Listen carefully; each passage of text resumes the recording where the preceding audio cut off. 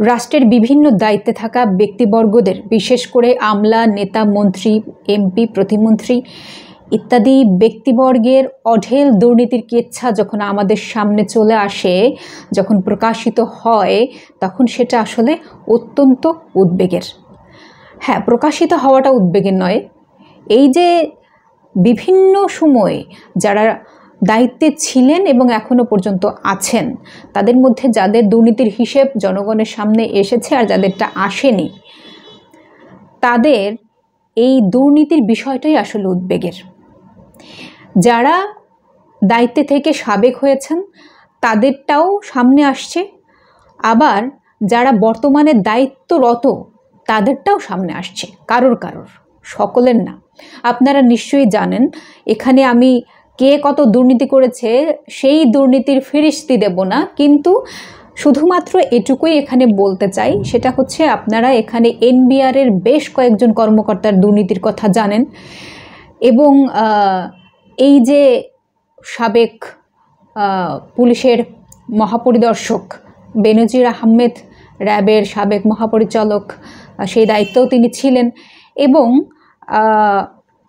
সাবেক সেনাপ্রধান আজিজ আহমেদ, তাদের দুর্নীতির হিসাবও কিন্তু আমাদের সামনে এসেছে। এখন এই যে একের পর এক এই দায়িত্বশীল ব্যক্তিবর্গের দুর্নীতির হিসেব যখন জনগণের সামনে প্রকাশিত হচ্ছে, তখন সেটা নিয়ে সরকারের মধ্যেই উদ্বেগ দেখা যাচ্ছে। বিশেষ করে যখন এই দুর্নীতির হিসেবগুলো একের পর এক প্রকাশ পাচ্ছে, তখন সরকারের তরফ থেকে বলা হচ্ছে যে এইটা সরকারের সফলতা, যে দুর্নীতি করে আসলে কেউ পার পাবে না, এবং পার যে পাবে না এই যে প্রকাশিত হচ্ছে এটা তারই প্রমাণ। সুতরাং আওয়ামী লীগ সরকার দুর্নীতি করার পরে কাউকে ছাড় দেয় না, তবে সেটা যতক্ষণ পর্যন্ত প্রকাশিত না হয়। প্রকাশিত হওয়ার পরও কারোরটা আসলে সামনে আসে না, সেটা তো এস আলমের ব্যাপারগুলো আমাদের চোখের সামনে জলজান্ত উদাহরণ হিসেবে আছেই। কিন্তু মুশকিল সেখানে নয়, সরকার যতই ক্রেডিট নেওয়ার চেষ্টা করুক না কেন, এই সরকারে যে আসলে এই দুর্নীতি করার একটা প্ল্যাটফর্ম তৈরি করে দিয়েছে, একটা প্লট তৈরি করে দিয়েছে, এটা অস্বীকার করার কোনো উপায় নেই, এটা বলতেই হবে। সরকার যতই এখানে মনে করুক না কেন, বিশেষ করে এখানে সরকার প্রধান কিংবা সরকারের বিভিন্ন মন্ত্রীরা যাদের দুর্নীতির হিসেব এখনো পর্যন্ত জনগণের সামনে আসেনি, প্রকাশ পায়নি, তারা এখানে নানানভাবে বলার চেষ্টা করছেন, এমনভাবে ভাব নিচ্ছেন যেন তারা আসলে এসবের কিছুই জানতেন না, এগুলো তাদের অগোচরে হয়েছে। কিন্তু একটু লক্ষ্য করুন, এত বিশাল বিশাল দুর্নীতি, এত বিশাল বিশাল মানে মহোৎসব এক ধরনের, এটা যখন হচ্ছে দেশের মধ্যে, সেটা সরকার প্রধান জানেন না কিংবা সরকারের অন্যান্য দায়িত্বশীল ব্যক্তিবর্গরা জানেন না, এটা আসলে কোনোভাবেই গ্রহণযোগ্য কোনো কথা নয়। কাজেই এখানে সরকার যতই নিজেরা ক্রেডিট নেওয়ার চেষ্টা করুক না কেন, এই সরকারের মধ্যেই এক ধরনের দ্বন্দ্ব তৈরি হয়েছে। সরকারের বিভিন্ন প্রতিষ্ঠানের মধ্যেই এই দ্বন্দ্বটা তৈরি হয়েছে। শুধু সরকারের নয়, সরকারের বাইরেও থাকা রাষ্ট্রের যে প্রতিষ্ঠানগুলো রয়েছে তাদের মধ্যেও কিন্তু এই দ্বন্দ্বটা আজকে দৃশ্যমান। আপনারা একটু খেয়াল করবেন, কয়েকদিন আগে, গত মাসে সম্ভবত জুনের 10 তারিখ, সেখানে দুদকের চেয়ারম্যান তিনি বলেছেন মন্ত্রণালয়গুলো দুর্নীতির বিরুদ্ধে কোনো ব্যবস্থা নিচ্ছে না, তারা দুর্নীতির ব্যারেজ খুলে রেখেছে। আমি এখানে এই যে একে অন্যকে দোষারোপ করার যে বিষয়টা, সেটা আমি একটু কয়েকটা ব্যাপার এখানে উল্লেখ করতে চাই। এখানে সাংবাদিকদের উদ্দেশ্য করে তিনি বলেন, এই দুর্নীতির সমস্ত পয়েন্ট সমস্ত মন্ত্রণালয় ছেড়ে দিয়ে বসে আছে, আর আপনারা বলেন দুর্নীতি দমন কমিশন কিছুই করছে না। এটা আপনাদের চিন্তা করার জন্য বলছি, আপনারা সমাজের বিবেক, আপনারা দুর্নীতি নিয়ে লিখেন, মন্ত্রণালয় ও বিভাগগুলো নিজেদের কর্মকর্তা কর্মচারীর দুর্নীতির বিরুদ্ধে ব্যবস্থা নিচ্ছে না উল্লেখ করে সাবেক সিনিয়র সচিব মঈনুদ্দিন আহমেদ বলেন, এই যে বিভিন্ন দপ্তর প্রতিষ্ঠানে দুর্নীতি হয়, এটা তাদের ঊর্ধ্বতন কর্তৃপক্ষ, তাদের কি কোনো দায়িত্ব নেই? দুর্নীতি তদন্ত করতে অদক্ষতা, বিচক্ষণতার অভাব, সেগুলোর তদন্ত করা।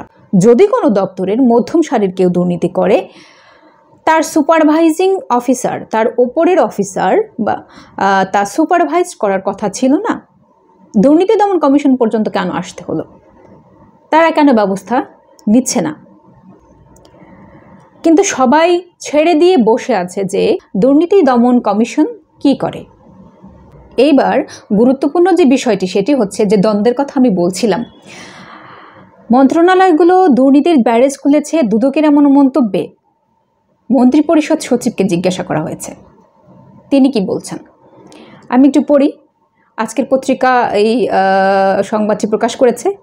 দুর্নীতির বিরুদ্ধে কোনোভাবেই সহানুভূতি দেখানোর সুযোগ নেই বলে মন্তব্য করেছেন মন্ত্রিপরিষদ সচিব মাহবুব হোসেন।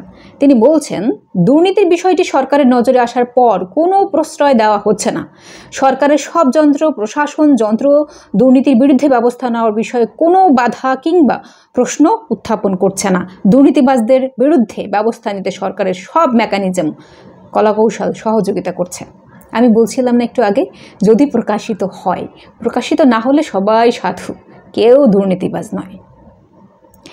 আসি এইবার পরে কি বলছেন সরকারি চাকরিজীবীদের দুর্নীতি নিয়ে যে এত আলোচনা হচ্ছে, দেশের সর্বোচ্চ কর্মকর্তা হিসেবে এই বিষয়ে মন্ত্রিপরিষদ সচিবের বক্তব্য জানতে চাইলে মাহবুব হোসেন বলেন, দুর্নীতি তো সবাই করে না। একটা অফিসের সবাই কি দুর্নীতিবাজ? হাতে গোনা কয়েকজন, সেই হাতে গোনা কয়েকজনের জন্য বাকি সবাই বিব্রত হন। তিনি আরও বলেন যে দুদকের চেয়ারম্যান যেটা বলেছেন সেটার জবাব নাকি সচিবেরা ভালোভাবে দিতে পারবেন।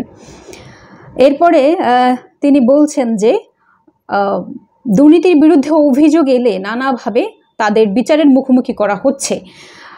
ডিপার্টমেন্টাল প্রসিডিংস একটা আছে। দুর্নীতির বিষয়ে সরকারের পক্ষ থেকে অবস্থান পরিষ্কার করা হয়েছে। দুর্নীতির কোনো বিষয়ে বা দুর্নীতির সঙ্গে কোনো সহানুভূতির দৃষ্টি দেখানো হবে না এবং দেখানো হচ্ছে না। এর ফাঁকে ফাঁকে কেন দুর্নীতি হচ্ছে এমন প্রশ্নে সচিব বলেন, এত কাঠামোর মধ্যে থাকার পরেও দুর্নীতি হচ্ছে। এটা সব জায়গায় হয়। সব কাঠামোর মধ্যেই যারা খুবই দুষ্ট চিন্তার মানসিকতার, তারা এ কাজ করতে চায়। এর পরের পয়েন্টটা আরও ইন্টারেস্টিং। তিনি বলছেন, আমার কাছে এই তথ্য নেই যে কারো বিরুদ্ধে দুর্নীতি প্রমাণিত হওয়ার পর তাকে ছেড়ে দেওয়া হয়েছে। প্রমাণিত হবেই কি করে? তার আগেই তো ছেড়ে দেওয়া হয়, রেকর্ড আছে তো। এরকম আমার নজরে এলে আমি আবার তদন্তের ব্যবস্থা করব। তবে কাজের চাপ, লোকবলের অভাব ও সম্পদের সীমাবদ্ধতা থাকতে পারে বলে উল্লেখ করে মন্ত্রিপরিষদ সচিব বলেন, সেক্ষেত্রে অগ্রাধিকার নির্ধারণ করতে হয়, কারণ 10টা অভিযোগ থাকলে কোনটি আগে করা হবে সেটি নির্ধারণ করতে হয়। সবগুলো কাজ একসঙ্গে করতে পারা যায় না। এত দুর্নীতি হচ্ছে, আসলেই তো সবগুলো কাজ একত্রে মানে একসঙ্গে কি করে করবেন? পুলিশ প্রধান থাকাকালীন সময় তো এই দুর্নীতিগুলো করেছেন। তো একজন পুলিশ প্রধান যখন এরকম ব্যাপক আকারের দুর্নীতির সঙ্গে জড়িত থাকেন, একজন সাবেক যখন দায়িত্বে ছিলেন তিনি, তখন তো দুর্নীতিবাজ ছিলেন। তো এই সেনাপ্রধানরা, পুলিশ প্রধানরা, এনবিআরের কর্মকর্তারা, মন্ত্রীরা, এমপিরা সবাই যদি আসলে দুর্নীতি করে, তাহলে কার বিচার কে করবে? কার তদন্ত কে করবে? বেচারা দুর্নীতি দমন কমিশন সে কিন্তু একটা সঠিক কথা বলেছে যে এইগুলো তো দুর্নীতি দমন কমিশন অব্দি আসারই কথা না। কারণ যারা দুর্নীতি করছে তাদের ঊর্ধ্বতন কর্মকর্তারা কি করছে, মন্ত্রণালয়গুলো কি করছে। কিন্তু এখানে একটি ব্যাপার তো বলাই দরকার, সেটা হচ্ছে যে যখন পুলিশ প্রধানই দুর্নীতি করে তখন সেটার বিরুদ্ধে ব্যবস্থা নেবে কে? খুব সম্ভবত স্বরাষ্ট্র মন্ত্রণালয়। কিন্তু আদৌ তারা নেবে কি সেই ব্যবস্থা? তার কারণ হচ্ছে স্বরাষ্ট্র মন্ত্রণালয়কে এইসব বিষয় জানতেন না। এনিওয়েজ, কে কি জানতেন না, তার থেকে গুরুত্বপূর্ণ বিষয় হচ্ছে যে এই বিষয়গুলো এখন একের পর এক সামনে চলে আসছে এবং তাদের এই যে দুর্নীতির মহা উৎসব দেখে এটা বোঝা খুব পরিষ্কার হচ্ছে বাকি যারা এখনো পর্যন্ত অপ্রকাশিত অবস্থায় আছে তাদের আসলে কি দশা যাই হোক না কেন, তাদের যে আসলে খুব একটা কিছু হবে না সেটা কিন্তু এই যে যারা দুর্নীতি করেছে তারা খুব ভালোভাবেই জানে। হ্যাঁ, কয়েকদিন শোরগোল হচ্ছে কিংবা একটু এই তোড়জোড় হচ্ছে, কয়েকদিন পরে এটা একদম স্তব্ধ হয়ে যাবে। ওই যে মতিউর নাকি ওনার স্ত্রী, তিনি একথা বলেছেন, সাংবাদিকদেরও নাকি তিনি কিনে রেখেছেন, রাখতেই পারেন। এখন কে দুর্নীতিবাজ আর কে সাধু, এইটা অবশ্য নির্ধারণ করা খুব কঠিন ব্যাপার ভাই। যা দিনকাল পড়েছে, হলফ করে আসলে বলা যায় না। তবে বলা যায় না এটাও ঠিক কথা নয়, ডেফিনেটলি বলা যায় কে কে দুর্নীতিবাজ, সেটা কিন্তু খুব একটা পরিষ্কারভাবে না জানলেও ধারণা আছে। সকলের সম্পর্কে ধারণা না থাকলেও কিন্তু কিছু কিছু মানুষের সম্পর্কে ধারণা করা যায়।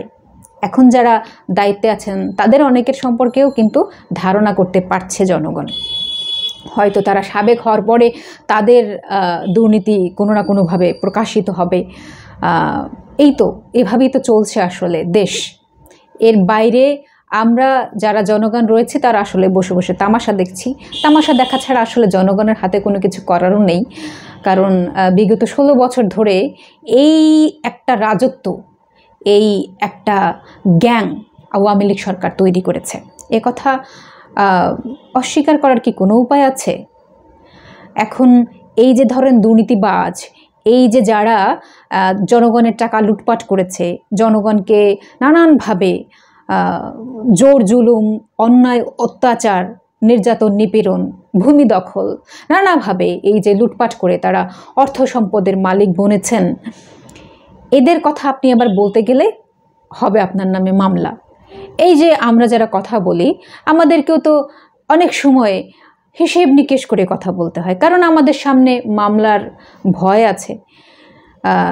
ডিজিটাল নিরাপত্তা আইন আছে, এখন তো আবার সাইবার নিরাপত্তা আইন। সো নানান ধরনের আইন আমাদের সামনে ঝুলিয়ে রেখেছে যাতে আসলে আমরা এই দুর্নীতিবাজদের বিরুদ্ধে কথা বলতে না পারি, এবং পারছিও কিন্তু না। পত্রিকায় প্রকাশিত হচ্ছে, তারপরে হয়তো আমরা সেটা নিয়ে কথা বলতে পারছি, কিন্তু আমরা যাদের সম্পর্কে ধারণা করছি তাদের কথা কি আমরা বলতে পারছি? বলতে কিন্তু পারছি না। কারণ ওই যে আমি বললেই তো সেটার প্রমাণ আমাকে দিতে হবে, আমার কাছে তো প্রমাণ নাই। এখন আমার কাছে যেহেতু প্রমাণ নাই, সেহেতু আমি সেই কথা বললে তো আমাকে যেতে হবে জেলে, তাই না? এখন বিষয়টা হচ্ছে যে জেল, জুলুম, জরিমানা যত কিছুরই ভয় দেখাক না কেন, তারপরেও কথা তো চলছে, কলমও কিন্তু চলছে, স্বল্প আকারে চলছে, কিন্তু বন্ধ হয়ে যায়নি, কখনোই বন্ধ হয় না। একটা কথা এখানে বলা দরকার যে এই যে অঢেল দুর্নীতি করেছে রাষ্ট্রের বিভিন্ন পর্যায়ের লোকজন, দায়িত্বশীল ব্যক্তিবর্গ, ভিআইপি, অমুক তমুক হ্যান ত্যান, এই ভিআইপিদের সম্পর্কে সরকারের মাথায় বসে আছেন যে বা যারা, তারা কিছুই জানতেন না, এটা যারা এখনো পর্যন্ত মনে করেন, তারা আসলে জেনে বুঝে সেটাকে অস্বীকার করতে চান বলেই সেটা প্রকাশ করতে চান না, কিংবা সেই ব্যাপারে কথা বলতে চান না, সেটাকে চেপে যান। মানে সবাই মন্দ, শুধুমাত্র হচ্ছে ওই সে বা তাহারা খুব ভালো।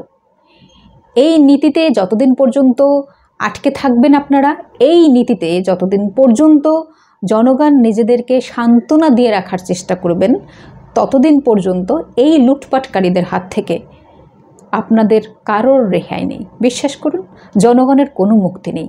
একের পর এক এরকম বেনজিররা তৈরি হবে, একের পর এক আজিজেরা তৈরি হবে, একের পর এক মতিউরেরা তৈরি হবে, এবং তৈরি হবে এই যে তাদের সন্তান, তারা আবার এই যে একের পর এক লুটপাট, দুর্নীতি ইত্যাদি করবে। বাংলাদেশের জনগণ ক্রমান্বয়ে তারা গরিব হতেই থাকবে। কে যেন একজন বলেছিলেন যে একজন মানুষের যখন অনেক অঢেল অর্থ সম্পত্তি হয়, তখন তার বিপরীতে অনেক মানুষ অনেক বেশি দরিদ্র হয়। কারণ অনেক মানুষ যদি দরিদ্র না হয়, তাহলে কোনো একজন মানুষ ধনী হতে পারে না, এত এত বিপুল সম্পত্তির মালিক হতে পারে না। কাজেই এই বেনজির গংরা, মতিউর গংরা, তারা ধনী হতে থাকুক, আপনারা আমার মতো সাধারণ জনগণ ক্রমান্বয়ে গরিব হতে থাকি। একটা সময় বিনা চিকিৎসায়, বিনা খাদ্যে, বিনা অধিকারে মারা যাই।